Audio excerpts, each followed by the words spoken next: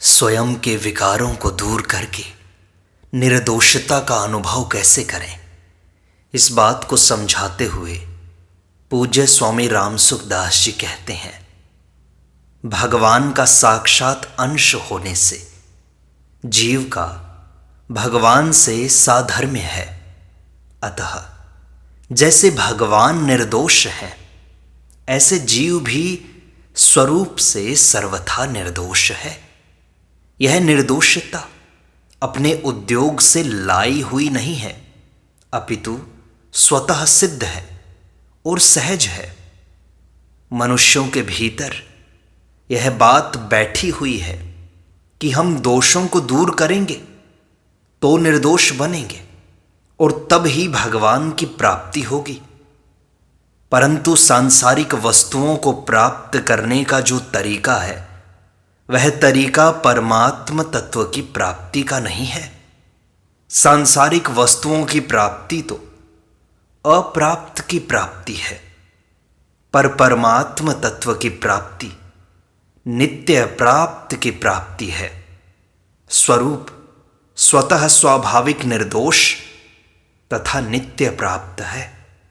अतः इस निर्दोषता को स्वीकार करना है, इसको बनाना नहीं है, और दोषों से उपरत होना है, उनको मिटाना नहीं है। तात्पर्य है कि अपने में निर्दोषता तो वास्तव में है और सदोषता मानी हुई है नहीं। अतः इस मान्यता का त्याग करना है। अगर दोषों को अपने में स्वीकार करके फिर उनको दूर करने का प्रयत्न करेंगे तो वे दूर नहीं होंगे, अपितु और दृढ़ हो जाएंगे। कारण कि दोषों को अपने में मानकर उनको सत्ता देंगे, तभी तो उनको मिटाने का उद्योग करेंगे। यह प्रत्येक साधक का अनुभव है कि साधन करने से पहले दोष जितने वेग से आता था, उतने वेग से अब नहीं आता। जितनी देर ठहरता था, उतनी देर अब नहीं ठहरता, और जितनी जल्दी आता था, उतनी जल्दी अब नहीं आता। ऐसा फर्क अपने में देखकर साधक का उत्साह बढ़ना चाहिए कि वास्तव में दोष अपने में नहीं है। अगर ये अपने में होते तो ऐसा फर्क देखने में नहीं आता। तात्पर्य है कि दोषों में तो फर्क पड़ा, पर अपने में कोई फर्क नहीं पड़ा। अतः दोष अपने से अलग हैं। काम, क्रोध, लोभ, मोह, मद, मत्सर इत्यादि जितने भी दोष हैं, सब असत हैं और असत के संबंध से पैदा हुए हैं। जैसे नींद के संबंध से जागृत की विस्मृति हो जाती है और स्वप्न दिखाई देने लगता है, ऐसे ही असत के संबंध से स्वतः सिद्ध निर्दोषता की विस्मृति हो जाती है और दोष दिखाई देने लगते हैं। दोष स्वप्न की सृष्टि के समान दिखाई तो देते हैं, पर वास्तव में इनकी स्वतंत्र सत्ता नहीं है। दोष आगंतुक हैं, पर निर्दोष स्वरूप आगंतुक नहीं है। यह सबका अनुभव है कि दोषों के आने पर भी हम रहते हैं और दोषों के चले जाने पर भी हम रहते हैं। दोष आते जाते हैं, पर हम आते जाते नहीं, अपितु ज्यों के त्यों रहते हैं। हमें दोषों के आने जाने का भान होता है, तो इससे अपने में स्थायी रूप से निर्दोषता सिद्ध होती है। कारण कि निर्दोष हुए बिना दोषों का भान नहीं होता। हम निर्दोष हैं तभी दोषों का भान होता है, और जिसका भान होता है वह अपने से दूर होता है। कैसा ही दोष क्यों न हो, वह मन बुद्धि में ही आता है, अपने में नहीं आता कभी भी। परंतु मन बुद्धि के साथ तादात्म्य होने से दोष अपने में दिखाई देने लगता है। प्रकृति का कार्य होने से मन बुद्धि भी दोषी और अनित्य हैं। हमारा संबंध न मन बुद्धि के साथ है और न उनमें आने वाले दोषों के साथ। जो आदि और अंत में नहीं होता वह मध्य में भी नहीं होता, यह सिद्धांत है। जैसे दर्पण में मुख पहले भी नहीं था, बाद में भी नहीं रहेगा, और वर्तमान में प्रत्यक्ष दिखाई देने पर भी वह वास्तव में है नहीं, ऐसे ही अपने में दोष पहले भी नहीं था, बाद में भी नहीं रहेगा, और वर्तमान में दिखाई देते हुए भी वह अपने में नहीं है। जैसे दर्पण में मुख की प्रतीति है, ऐसे ही अपने में दोषों की प्रतीति है। वास्तव में दोष है नहीं। जैसे अपने में दोष नहीं है, ऐसे ही दूसरे में भी दोष नहीं है। सबका स्वरूप स्वतः निर्दोष है। अतः कभी किसी को दोषी नहीं मानना चाहिए और निर्दोष स्वरूप की तरफ ही स्वतः दृष्टि रहनी चाहिए।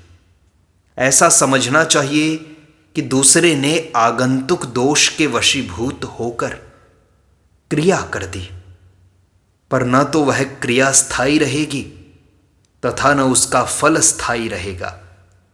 क्रिया और फल तो नहीं रहेंगे, पर स्वरूप रहेगा। अगर हम दूसरे में दोष मानेंगे तो उसमें वे दोष आ जाएंगे, क्योंकि उसमें दोष देखने से हमारा त्याग, तप, बल आदि भी उस दोष को पैदा करने में स्वाभाविक सहायक बन जाएगा, जिससे वह व्यक्ति दोषी हो जाएगा। अब सिद्धांत की दृष्टि से पुत्र, शिष्य आदि को स्वरूप से निर्दोष मानकर और उनमें दिखने वाले दोष को आगंतुक मानकर ही उनको व्यवहार की दृष्टि से शिक्षा देनी चाहिए। उनमें निर्दोषता मानकर ही उनके आगंतुक दोष को दूर करने का प्रयत्न करना चाहिए। अगर मन बुद्धि में कोई दोष पैदा हो जाए तो उसके वश में नहीं होना चाहिए।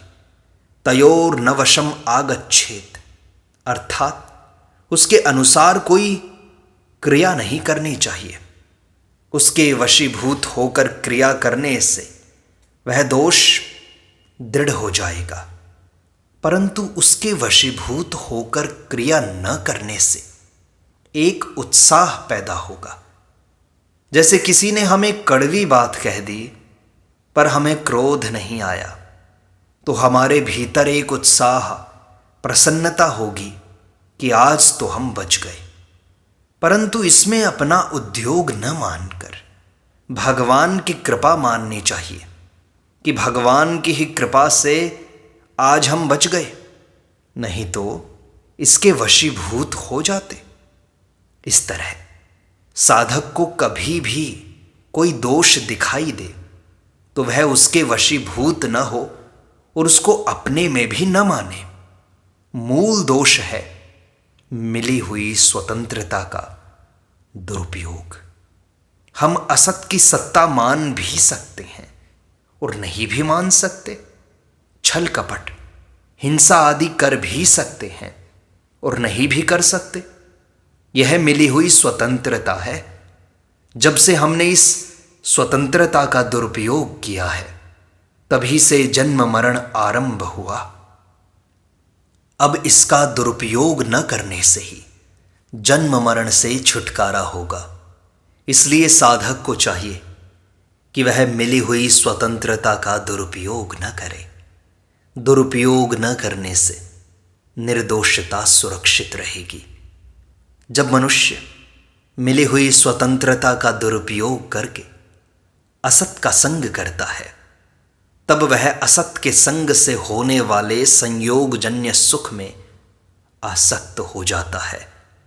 संयोगजन्य सुख की आसक्ति से ही संपूर्ण दोष पैदा होते हैं। असत पदार्थों में जो रुचि है, भोग और संग्रह में जो अच्छापन दिखाई देता है, सुख दिखाई देता है, और उसको पाने की जो इच्छा होती है, यही संपूर्ण दोषों की जड़ है। संयोग जन्य सुख की इच्छा उसी में पैदा होती है जो दुखी है। दुखी आदमी ही सुख की इच्छा करता है, और सुख भी उसी को मिलता है जो दुखी होता है। जैसे भोजन का सुख उसी को मिलता है जो भूखा होता है। सुख के बाद दुख आता है, यह नियम है। ये ही संस्पर्श जाब होगा, दुख योनय एवते। इस प्रकार सुख के पहले भी दुख है और सुख के बाद भी दुख है। ऐसा समझने से सुख की इच्छा का त्याग हो जाता है, क्योंकि दुख को कोई भी नहीं चाहता। सुख की इच्छा का त्याग होने पर स्वतः सिद्ध निर्दोषता का अनुभव हो जाता है। निर्दोषता कृति साध्य नहीं है। निर्दोषता को कृति साध्य मानने से अभिमान आ जाता है, जो संपूर्ण दोषों का आश्रय है। वास्तव में निर्दोषता स्वतः सिद्ध, स्वाभाविक और सहज है। इस निर्दोषता की रक्षा करना साधक का काम है। निर्दोषता की रक्षा करने का तात्पर्य है अपने में निर्दोषता को निरंतर स्थायी रूप से स्वीकार करना और अपने में दोषों को स्वीकार न करना। मेरे में दोष नहीं है ऐसा मान लेने के बाद फिर कभी दोष आता हुआ दिखाई दे तो हे नाथ, हे नाथ ऐसा कहकर भगवान को पुकारना चाहिए। भगवान अपने शरणागत भक्तों के योग और क्षेम का वहन करते हैं। योगक्षेमम वहाम्यहम्, अर्थात निर्दोषता की रक्षा करते हैं और आगंतुक दोष को दूर करते हैं। फिर हम चिंता क्यों करें? जिसकी कृपा से हमें अपने में निर्दोषता का ज्ञान हुआ है, वही उस निर्दोषता की भी रक्षा करेगा। इस प्रकार भगवान की कृपा को स्वीकार करने से दोषों का आना जाना भी रुक जाएगा। निर्दोषता का अनुभव करने के लिए जैसे भगवान को पुकारना एक उपाय है, ऐसे ही अपने में निर्दोषता की दृढ़ स्वीकृति भी एक उपाय है। रूप से अपनी जो सत्ता है वह सर्वथा निर्दोष है। सत्ता मात्र में कोई दोष विकार संभव ही नहीं है। उस निर्दोषता में सबकी स्थिति स्वतः है, स्वाभाविक है, सहज है, नित्य है और स्वयं सिद्ध है। अपनी इस निर्दोषता को दृढ़ता से स्वीकार करके बाहर भीतर से चुप हो जाए। चुप होने से अर्थात निर्दोष सत्ता को ही महत्व देने से दोषों के सर्वथा अभाव का अनुभव स्वतः हो जाता है। यह अनुभव एक बार हो जाने पर फिर सदा के लिए वैसा ही रहता है, क्योंकि यह अभ्यास नहीं है अपितु वास्तविकता का अनुभव है। हम लोगों के भीतर एक बात जंची हुई है कि प्रत्येक काम अभ्यास से होता है, अतः तत्वज्ञान भी अभ्यास से होगा। हम निर्दोष भी अभ्यास से होंगे। वास्तव में तत्वज्ञान अभ्यास से नहीं होता। यह बड़ी मार्मिक और बड़ी उत्तम बात है। अभ्यास से एक नई स्थिति बनती है। संसार से संबंध विच्छेद नहीं होता। यह बहुत मनन करने की बात है। यह बात आपको जचा देना मेरे हाथ की बात नहीं है, परंतु यह मेरी अनुभव की हुई बात है। अभ्यास से एक स्थिति बनती है, बोध नहीं होता। अभ्यास में समय लगता है, जबकि परमात्मा प्राप्ति तत्काल होने वाली वस्तु है। जैसे रस्से के ऊपर चलना हो तो तत्काल नहीं चल सकते, उसके लिए अभ्यास करना ही पड़ेगा। अभ्यास किए बिना आप रस्से पर नहीं चल सकते, परंतु 2 और 2 4 होते हैं। इसमें अभ्यास होता ही नहीं। तत्वज्ञान में समय की अपेक्षा है ही नहीं, परंतु जिसके भीतर अभ्यास के संस्कार हैं वह इस बात को जल्दी नहीं समझ सकता। अभ्यास और अनुभव में बड़ा अंतर है। अभ्यास से अनुभव नहीं होता, अपितु एक नई स्थिति बनती है। परमात्म तत्व स्थिति से अतीत है, वह स्थिति से नहीं मिलता। यह बड़ी मार्मिक बात है। परंतु जिसने ज़्यादा लोगों का सत्संग किया है, ज़्यादा पुस्तकें पढ़ी हैं, उनको यह बात समझने में कठिनाई होती है। इस बात का मैं भुक्तभोगी हूँ। मैंने काफ़ी पढ़ाई की है और वर्षों तक अभ्यास किया है, इसलिए मेरे को इस बात का पता है। मैंने योग का अभ्यास किया है, वेदांत का अभ्यास किया है, व्याकरण का अभ्यास किया है, काव्य का किया है, साहित्य का, न्याय का किया है। वेदांत में आचार्य तक की परीक्षाएं दी हैं। यद्यपि मैं अपने को विशेष विद्वान नहीं मानता, तथापि विद्या का अभ्यास मैंने किया है। इसलिए मेरे जैसे व्यक्ति का जल्दी कल्याण नहीं हुआ। जिसके भीतर यह बात जंची हुई है कि अभ्यास से कल्याण होता है, उसका जल्दी कल्याण नहीं होता। कल्याण के लिए 3 बातें मुख्य हैं। मैं शरीर नहीं हूं, शरीर मेरा नहीं है और शरीर मेरे लिए नहीं है। इसमें अभ्यास क्या करेंगे? अभ्यास करेंगे तो वर्ष बीत जाएंगे, बोध नहीं होगा। अभ्यास न करें तो अभी इसी क्षण बोध हो सकता है। चाहे अंतःकरण कैसा ही क्यों न हो, आप माने या न माने, मेरा कोई आग्रह नहीं है। परंतु यह मेरी देखी हुई समझी हुई बात है कि अभ्यास से तत्व ज्ञान नहीं होता। अभ्यास से आप विद्वान बन जाओगे, पर तत्व ज्ञान नहीं होगा। कितना ही अभ्यास करो, पर मैं शरीर हूं, शरीर मेरा है और शरीर मेरे लिए है, ये 3 बातें भीतर से निकलती नहीं हैं। स्वरूप का बोध अभ्यास से सिद्ध होने वाली चीज है ही नहीं। अभ्यास से नई स्थिति बनती है, जबकि तत्व स्थिति से अतीत है। स्थिति में तत्व नहीं होता और तत्व में स्थिति नहीं होती। उसको सहज अवस्था कहते हैं, पर वास्तव में वह अवस्था नहीं है। तत्व अवस्था से अतीत है। अवस्था से अतीत तत्व अभ्यास से नहीं मिलता, प्रत्युत तत्काल मिलता है। जो वस्तु जैसी है उसे वैसी ही जानने में अभ्यास नहीं है। अभ्यास में मन, बुद्धि, इंद्रियों का सहारा लेना पड़ेगा। तत्वबोध में मन, बुद्धि, इंद्रियों की आवश्यकता है ही नहीं। तत्वबोध वृक्ष के फल की तरह नहीं है, जिसमें समय लगता है। समय स्थिति बनने में लगता है। जब अंतःकरण शुद्ध होगा, मल विक्षेप आवरण दूर होंगे, तब बोध होगा। यह प्रक्रिया मेरी की हुई है। वास्तव में तत्वबोध के लिए अंतःकरण की शुद्धि की जरूरत नहीं है, अपितु अंतःकरण से संबंध विच्छेद की आवश्यकता है। केवल तत्व प्राप्ति की चाहना जोरदार बढ़ जाएगी तो चट से प्राप्ति हो जाएगी। अपने भीतर अभ्यास के संस्कार पड़े हुए हैं, इसलिए प्रत्येक व्यक्ति के भीतर से यह प्रश्न उठता है कि अब क्या करें। आपने कहा, हमने सुन लिया, अब क्या करें, क्या करें? यह बाकी रहेगा।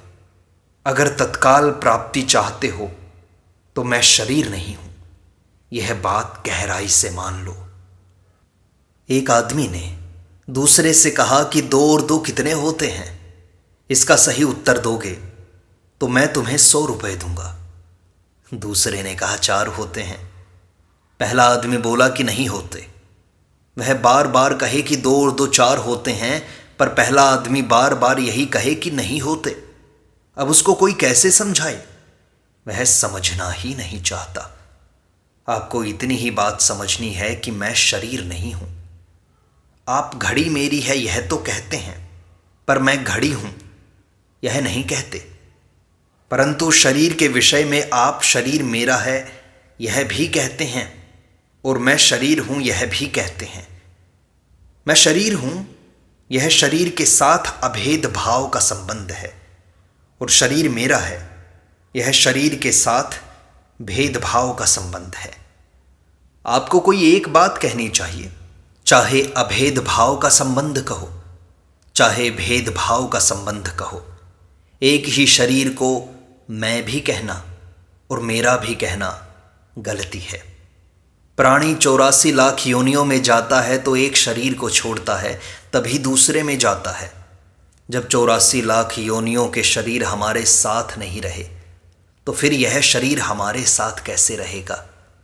वे शरीर हमारे नहीं हुए तो यह शरीर हमारा कैसे हो जाएगा? शरीर तो छूटेगा ही। अतः सीधी सरल बात है कि शरीर मैं नहीं हूं, इसमें अभ्यास का काम नहीं है। यह सिद्धांत की बात है कि जो वस्तु मिलती है और बिछुड़ती है वह अपनी नहीं होती। शरीर मिला है बिछुड़ जाएगा, अपना कैसे हुआ? परमात्मा मिलने तथा बिछुड़ने वाले नहीं हैं, वे सदा से ही मिले हुए हैं और कभी बिछुड़ते ही नहीं। उनका अनुभव नहीं होने का दुख नहीं है, इसलिए देरी लग रही है। उनकी असली चाहना नहीं है, इसलिए देरी लग रही है।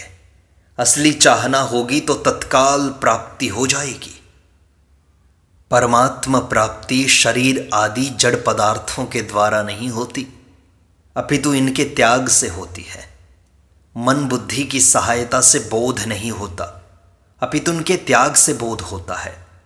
योग दर्शन में अभ्यास का लक्षण बताया है, तत्र स्थितौ यत्नोऽभ्यासः।